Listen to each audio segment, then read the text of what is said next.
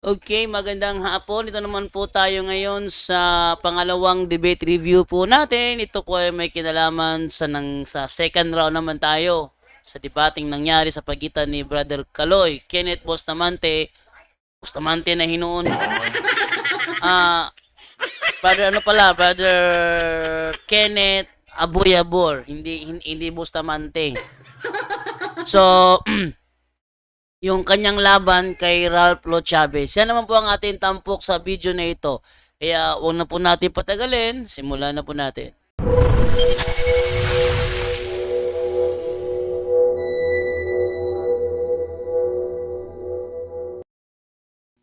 Ladies and gentlemen, niining kahaponon ang atong ikaduhang paris sa usa ka debate nga naguluhan pamatud-an nga ang tinapay tinuod nga lawas ni Kristo sumala sa Biblia ug mga referensya. Yan, malinaw po yung tema. Tutunayan ni Brother Kaloy, Brother Kenneth Aboyabor, na ang tinapay na isinasagawa sa banal na misa ay tunay na katawan ni Kristo. So, yun ang kanyang tema ayon sa Biblia at mga referensya. Ngayon, ating pakinggan kung paano ito tinindigan ni Brother Kaloy Aboyabor. So, kini nga matapik mga igsuon, ang simbahang katoliko wala magtudlo nga simbolo ra. Ato ginumduman mga igsuon nga ang simbahang katoliko wala magtudlo nga simbolo ra. Dili na moy pagtulunan sa simbahang katoliko. Ang simbahang katoliko nagtudlo nga dili lamang simbolo kundili mao ang tinuod nga lawas ni Kristo. Ayan po, maliwanag po sa sinabi po ni Brother Kaloy na sa katuruan ng simbahang katoliko, hindi tayo tuturo na ito'y simbolo lamang sapagkat ito'y tunay na katawan ng Panginoong Jesucristo. Ibig sabihin, kasama sa presentation ni Brother Kaloy na ang Eucharist is simbolo at meron itong hidden reality. Mo na nga niingon ang simbahang katoliko dili lamang simbolo. Kay adunay makita nga butang. Apan ang nakapahimo niini nga tinuod nga lawas ug dugo ni Kristo mao ang iyang mga pulong. So ayan, maliwanag po yung paliwanag po ni Brother Kaloy na talagang kasama ang simbolo sa kanyang presentation. At nakapagpatunay dito ay ang salita ng Panginoon. Kasama sa kanyang presentation ang simbolo. Therefore, hindi magagamit ang simbolo bilang panggiba sa kanyang paksa. Bakit? Sapagkat ang simbolo ay bahagi sa presentation ni Brother Kaloy simula pa ng una. Kaya kung nakafocus ang kalaban sa paggiba gamit ang terminong simbolo dahil hindi niya ginigiba ang tema bagkos pinatitibay pa niya ito. Ang tanging panggiba lamang sa tema ni Brother Kaloy is kailangan gamitin yung terminong simbolo lamang. Simbolo lang. Bakit? Sapagkat kung simbolo lang, wala siyang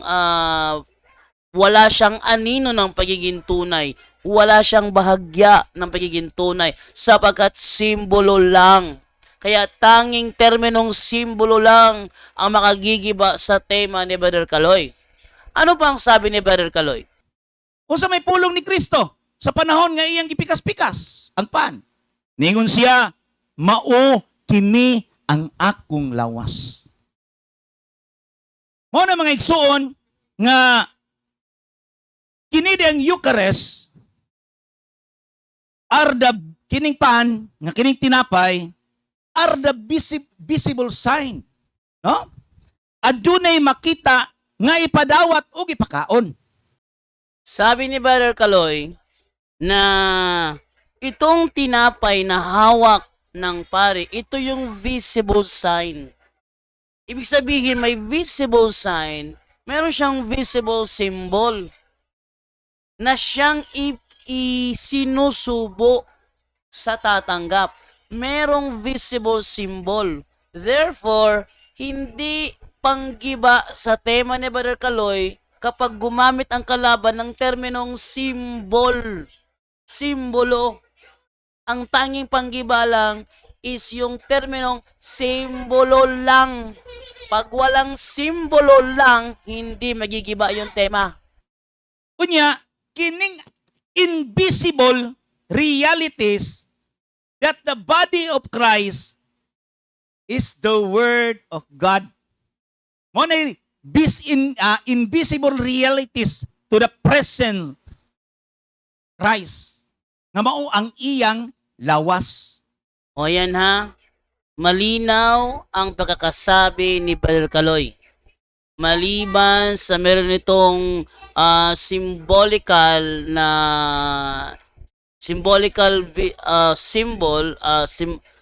visible symbol, meron din siyang reality. Meron siyang invisible reality. So, dalawa ang stand ni Brother Kaloy. Merong simbolo at meron ding real.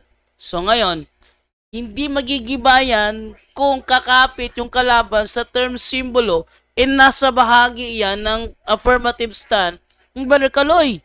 Lilitaw na hindi siya gumigiba sa bagkos, tinutulungan niya si Brother Kaloy na patibayin ang kanyang tema. So, yun ang tindig ni Brother Kaloy. Ang tanong, paano ngayon yan tinanong ni Ralph Lo Chavez? Pakinggan po natin. Sumalas imong tima, ang tinapay tinuod nga lawas ni Kristo. Og matod mo, kung muingon ka nga simbulura, bakakon og walay Ginoo. Oh, ayan ha.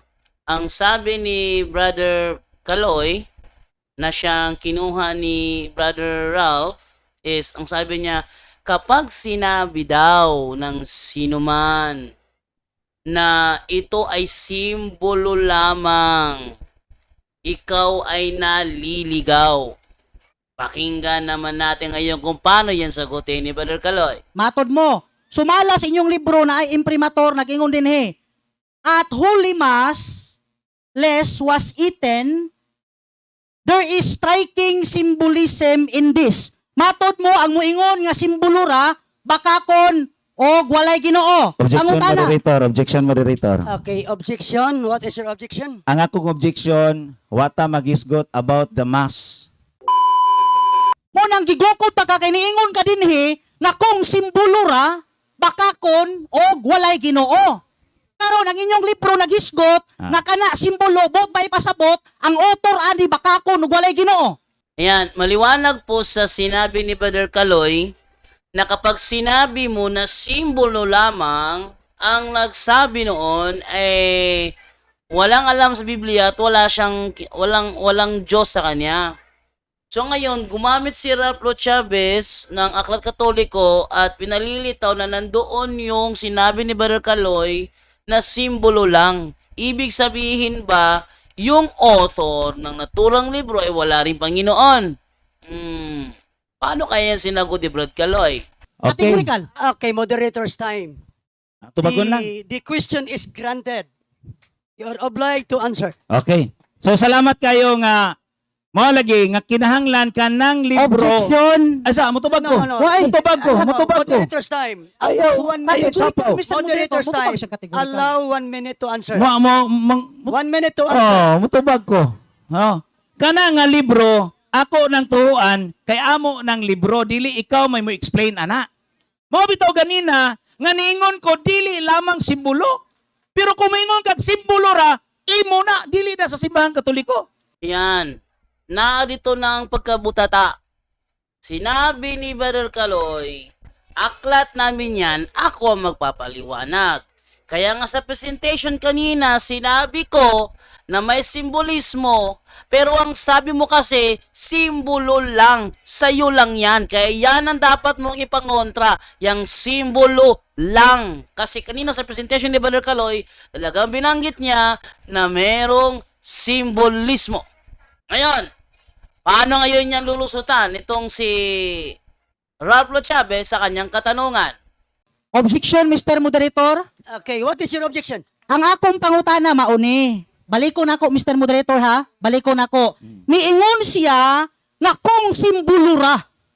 Baka kon og walay Ginoo. Ang pangutana, ang inyong libro nagsulti nga kani simbolo ang author ba ani baka kon og walay Ginoo. Atong Baka kon og walay tanawon Ginoo. ang iyang gigamit. Ayaw panahon pangutana. Counter ko, counter. Ni counter objection ko. Atong hilngon ang iyang giingon nga Okay. simbolo ra. Tanaw na to og simbolo ra. Narito ang malaking problema ni Raplo Chavez ngayon.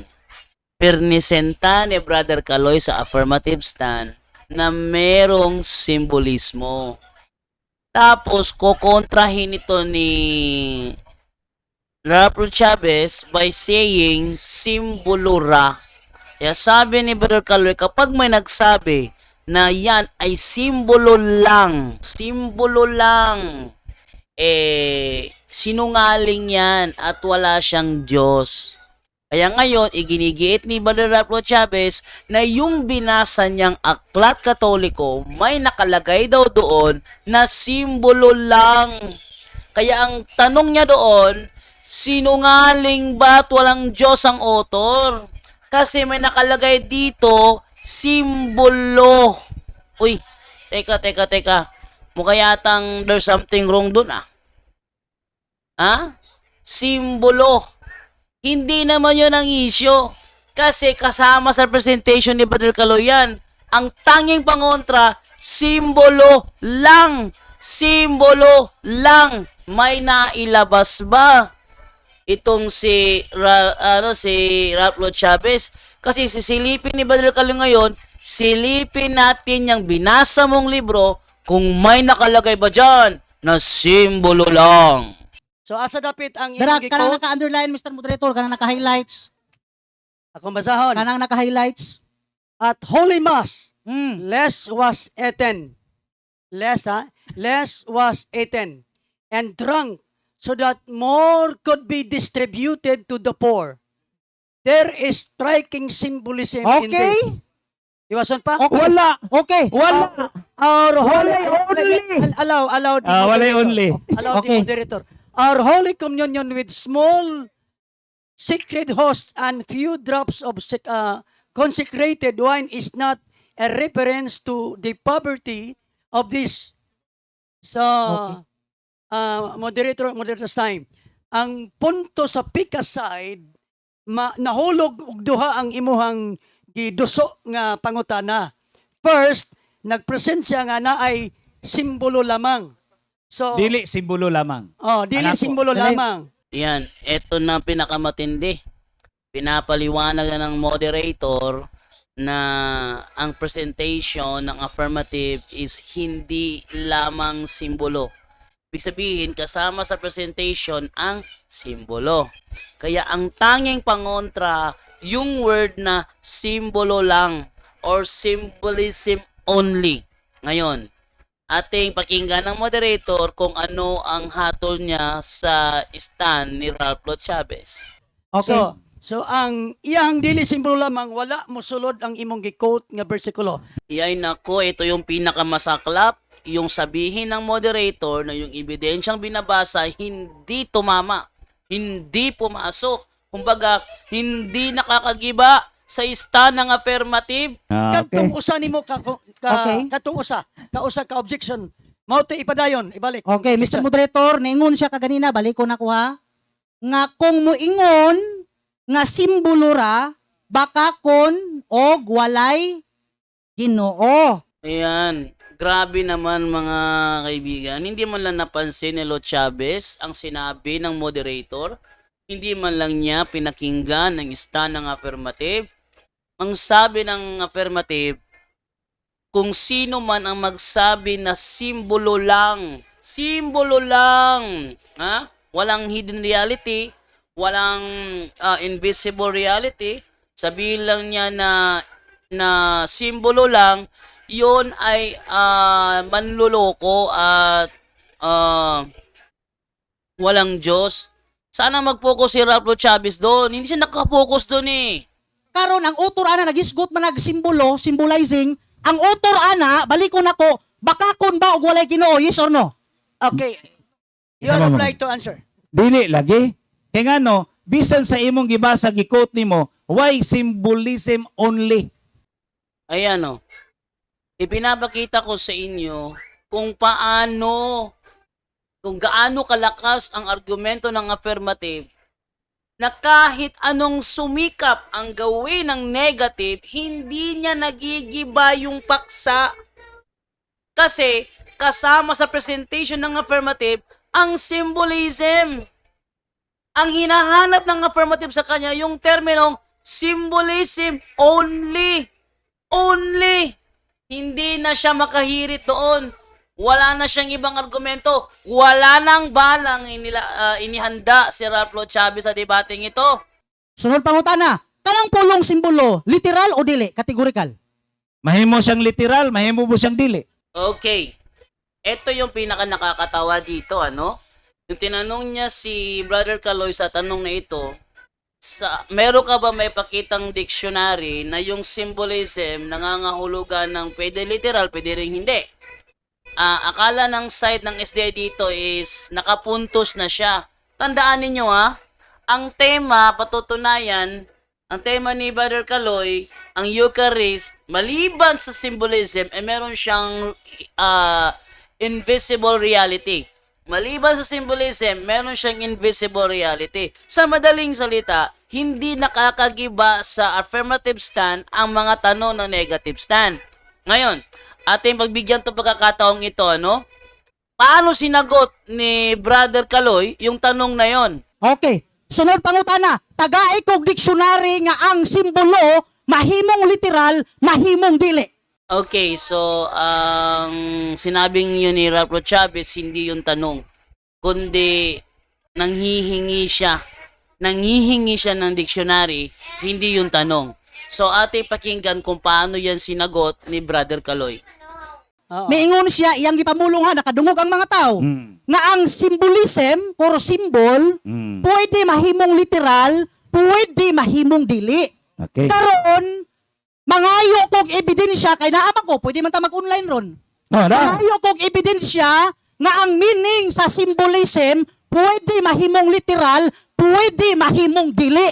Okay. Dara. Ano na sulbara? Yeah, dara. So, listen the answer. Ako nag-research ko. Symbolism can be literal. Yes. A symbol can be literal as a symbol defined on an object, person, situation, or an action that maintains its literal, tangible insistence within a history while also representing deeper and abstract meaning. Ayun. So, nabasa na ni Brother Caloy yung tanong, yung sagot sa inihingi ni Ralph Chavez. Nasagot na ni Brother Caloy na ang symbolic, ang symbol, pwede rin siyang i-apply sa literal. Ayun. Sa madaling salita, hindi nagigiba ni Ralph Chavez yung tema, bagkos tinutulungan niya si Brother Caloy na magtindig. Kasi ang tanging panggiba sa tema ni Brother Caloy ay mabasa ng kalaban na symbol only. Only. Kaya kapag only, wala siyang hidden reality. Wala siyang invisible reality. Kasi ang tindig ng affirmative side, maliban sa symbolism, meron itong invisible reality. So, kung nakafocus lang yung kalaban sa symbolism, hindi siya nagigiba kasi parte yun ng presentation ng affirmative eh. So ngayon, dito naman tayo ngayon sa panahon kung saan siya naman ang tinatanong. Ating obserbahan kung sasang-ayon ba itong negative sa tema ng affirmative na ang tinapay o Eucharist ay tunay na katawan ni Kristo. Pakinggan natin kung sasang-ayon ba itong negative. Narito. Brad Ralph, unang pangutana. Ado na ba yung mga apostoles nga nagtudlo nga simbolo ra sa human gisulti ni Kristo nga mao kini ang akong lawas? O ayan. Dito, tinatanong ni Brad Caloy si Ralph Lo Chavez kung meron bang apostol na nagtuturo na yung Eucharist is simbolo lang. Paano kaya yung sagutin ni Ralph Lo Chavez? Matod pa, this is Lucas. 22:19 sumala sa ako nga version nga gikuptan. Matod pa, this is symbolic of my body which is given for your healing and restoration. Nakasulat ni San Lucas. Sumala sa mao nga version. Follow-up question. Ang akong pangutana, simbolo ra. Nako, kawawa si Ralph Lo Chavez nito. Ang hinahanap ng affirmative, yung kanyang statement para magiba ang affirmative side. Kasi kung symbolic yung babasahin nitong si Ralph Lo Chavez, hindi yan nakakagiba sa stand ni Brother Caloy. Kasi kasamang symbolic sa affirmative stand ni Brother Caloy. Yung hinahanap Brother Caloy, yung nakalagay na symbolic lang, simbolo lang. Walang mahanap si Ralph. Ang akong giba sa English kanang ra, kamo na magigug unsa na nga termino. Only. Kanang mangita man kag pulong ra sa English nga akong gibasa. Only lagi. Naunsa man ka? Karon, Moderator's time. Ang iyarang pangutana mo ito baga. okay. Ayaw balibad siyang Okay. Ang pangutana. pulong nga ra, Naa Mr. pa ra only man akong sa Okay. English. Okay. So iyang pangutana mo atong sundan. Nabay mabasa nga simbolo ra. Okay? So Ang pulong only dili mabasa. Pero paminaw sa mo, ang pulong only dili mabasa, diha na lang kamo kapyot aron matabon-tabonan kunuhay ang imong tema. Na, buyag! Yahala ko na mo kapit-kapit para matabunan ang tema. Mga kaibigan, papaklaro ko lang ha. Walang mabasa si Ralph Lo Chavez na simbolo lamang o simbolo lang. Ibig sabihin, hindi niya nagigiba ang stand ng affirmative kasi ang stand ng affirmative, simbolo and invisible reality.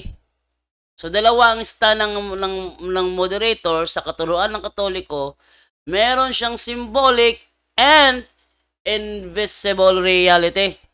Yan. So dahil dito lang yung kalaban sa symbolic, hindi yan panggiba. Bagkos, parte yan ng presentation ng affirmative. Naibalo ka ba kinsa ang unsang tuiga na mugna ang pagtulunan nga simbolo ra? Ayan.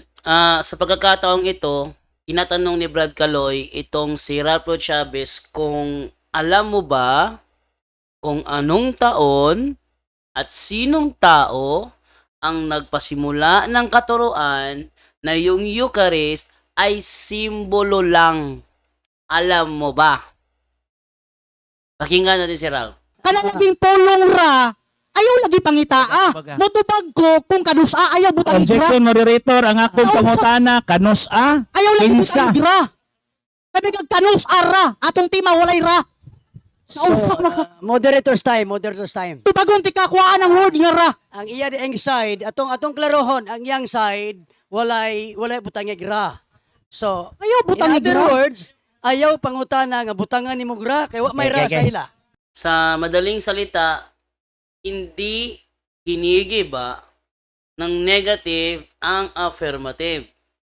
Kasi kung simbolo ang babasahin niya, bahagi iyon ng presentation ng affirmative. So, kini nga matapik mga igsuon, ang simbahang Katoliko wala magtudlo nga simbolo ra. Atong inumduman mga igsuon nga ang simbahang Katoliko wala magtudlo nga simbolo ra. Dili na mo'y pagtulunan sa simbahang Katoliko. Ang simbahang Katoliko nagtudlo nga dili lamang simbolo, kundili mao ang tinuod nga lawas ni Kristo. Kaya kung simbolo ang babasahin niya, hindi siya gumigiba. Pero kung simbolo lang, yon ang tanging panggiba sa stand ng affirmative, kasi ang stand ng affirmative, meron siyang simbolo at meron siyang invisible reality. Kunya, kining invisible realities that the body of Christ is the Word of God. Mo na invisible realities to the present Christ. Nga mao ang iyang lawas. Para mag-ibang affirmative, tanggalin yung invisible reality, simpulo lang ang maiiwan, matitira. Pag magawa ng negative yon, panalo siya. Pero hindi niya magawa, talo siya. Sa 1:66, adunay tao nga namiya. Okay. Tungod kay wala sila kasabot nga ang pagkaon tinuod nga lawas ni Kristo. Katungpan tinuod nga lawas ni Kristo. Okay, tubag. Sakto dili. Sakto na, basta kami mo pasabot. Ayun. Sumang-ayon. Sumang-ayon na ang negative. Eh di talo na. Sumang-ayon na siya eh. Oh, sumang-ayon na siya na umalis sila kasi hindi nakakaunawa na yung ipinapakain tunay na katawan ni Kristo. Ano ang tema? Ang Eucharist, tunay na katawan ni Kristo. Sang-ayon ka ba? Umalis sila kasi di nila matanggap ang aral na ipinapakain ang tunay na katawan ni Kristo. Ang sagot ng negative, sang-ayon siya, siya lang magpaliwanag. Ngayon, pag sinabi sang-ayon na siya, doon na. Talo na siya. Talo na ang negative. Pero ating pakinggan yung kanyang palusot kung paano niya sagutin yun. Dili ikaw. Kay tulibagbag manggod mo, kay sumala sa referensya. Ad hominem. Tulibagbag ang pagtulunan. Klaro ha. Dili ang tawa kong gitumbok, Mr. Moderator. Ano daw? Nag-object si Brother Kaloy kasi nag-ad home. Sinabi kasi ni Raul Chavez, tulibagbag manggod mo. Mo. Sino yung mo? Aral? Nang nagreklamo si Brother Kaloy, objection, nag-ad home na siya. Ang sabi niya, ang tulibagbag yung aral, hindi yung tao. Eh, sino yung mo? Tulibagbag mo yung sinabi. Oh, para marinig ninyo ha, na nag-ad hominem siya dito, nagsinungaling pa siya sa aral daw. Pakinggan natin muli ang sinabi ni Ralph Chavez kung sino ang sinasabi ng tulibagbag, ang aral ba o yung tao? Kay tulibagbag manggod mo, kay tulibagbag manggod mo, kay tulibagbag manggod mo. Yan klaro. Sinabi niya, tulibagbag manggod mo. Ano yung mo? Sinungaling talaga to si Ralph Chavez, ano? Sabadista kasi. Sinabi niya, tulibagbag manggod mo. Eh, sinong mo? Yung aral mo?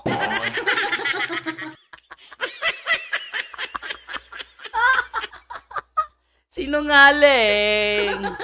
Nabisto ang kasinungalingan nito. Tulibagbag ang pagtulunan. Okay. Nga naman, wala Wala pa sila siya. mamiya, dili bot ipasabot, tungod kay pakanon sila sa tinuod nga lawas ni Kristo. Di man mo i-context, ana. Dili man na Eucharistia. Eto, nakakahiya ito. Ang sabi niya, hindi daw yon tumutukoy sa Eucharistia. Ayon. Ate, pakinggan ang follow-up question nitong si Brother Kaloy kung hindi ba yung tumutukoy sa Eucharistia. Kining giingon diri sa breakthrough version nga ang nagsulat nag-compile, nag-translate usa ka pastor sa Christian denomination, si Ray Gidi. Karon, ningon ba dinhi sa Juan 6:53. So Jesus said to them, Hey, I will tell you, if you do not eat the human son physical body. Karon, ang pangutana, simbolo o literal? Yun. Ang nakalagay doon sa breakthrough version, if you do not eat the physical son's, the son's physical body. Hindi ba yun Eucharist? If you do not eat the son's physical body. Eh ano yun?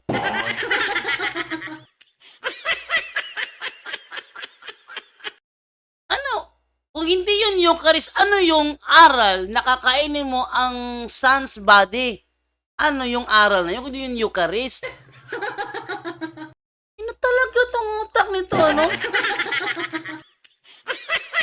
O ngayon, dahil nandoon na, physical body, ano ang nakasulat doon?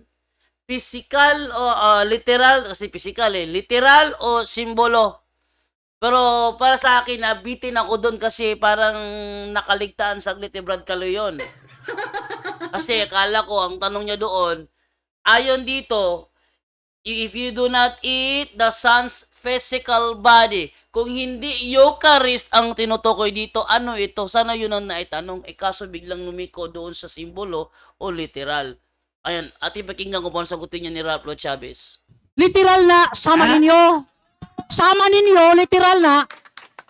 Ninyo. Kay kaliwat mo mga kanibal. Nahala na peko na si Ralph Lo Chavez. Sige, nag-ad hominem.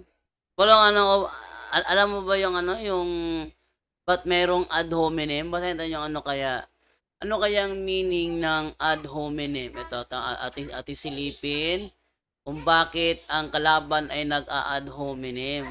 Okay? Ating silipin dito sa different types of fallacy sa ad hominem. Ayan. Ito.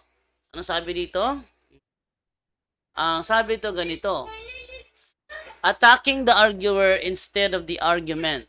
Ang ad hominem ay isang logical fallacy kung saan imbis na sagutin ang argumento ng kalaban, inaatake ang mismong tao, ang kanyang pagkatao, motibo o ibang personal na katangian para pahinain ang kanyang sinasabi. Ad hominem, laban sa tao sa Latin. Ang ad hominem ay hindi tumutukoy sa pagbibigay ng makatwirang context tungkol sa taong nagsasalita. Halimbawa, kung may conflict o interest. Nagiging fallacy lang ito kapag personal na atake ang ginamit bilang dahilan para ibasura ang argumento. So, ibig sabihin, hindi niya kayang gibain yung argumento. Sinang-ayunan niya Literal yan sa inyo. Literal yan sa inyo. Pero sa amin, simbolikal, sabi niya. Tandaan natin, ang ginamit na Biblia ni Brother Caloy, Biblia Protestante. Ang ginamit naman ni Brother Ralph, Biblia Protestante rin. Ibig sabihin, yung mga author ng kanilang Biblia, yung mga translator, mga Protestante yon. At yung dalawang Biblia yon hindi makakontradict kasi nasa stand ng affirmative side, na ang Eucharist is maliban sa ito'y simbolo ay meron din itong invisible reality. Kung baga, masyadong mahaba ang debate, wala namang ginigiba yung kalaban kasi yung symbolic na ginagamit niya, bahagi ng presentation ng affirmative. Ang simbahang katoliko nagtudlo nga dili lamang simbolo, kundili mao ang tinuod nga lawas ni Kristo. Pinahaba ko pa yung aking debate review, isa lang naman ang kahihinatnan. Walang stand ang negative para gibain ang affirmative kasi mismo ang ginagamit ng negative, bahagi ng presentation ng affirmative. So, kawawa talaga itong si Brother Ralph Lo Chavez sa debating ito. Iabangan po ninyo, sa susunod po na labas po natin, doon naman tayo sa ikatlong round kay Brother Stalwart laban kay Alan Alvarez. Ito po si Jando Alabalo, sasabi po sa inyo, maraming salamat po and bye-bye.